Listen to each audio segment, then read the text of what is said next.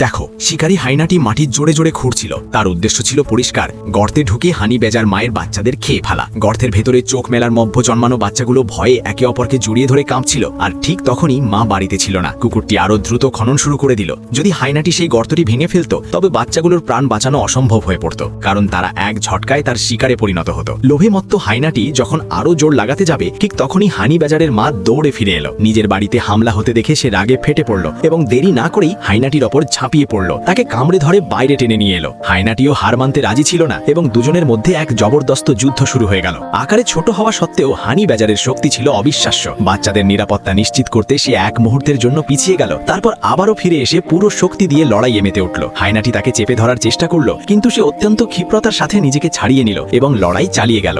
1 ঘন্টারও বেশি সময় ধরে চলা এই লড়াইয়ে হাইনাটি ক্লান্ত হয়ে পড়ল এবং প্রাণের ঝুঁকি বুঝতে পেরে পিছু হটে গেল। হানি বেজারের নিজের সন্তানের জন্য নিজের জীবনকে বিপন্ন করে মায়ের যে মাতৃত্ব দিয়ে সন্তানকে রক্ষা করেছে, হানি বেজারের মায়ের মাতৃত্ব ও মমতা ভালোবাসার জন্য লাইক করো।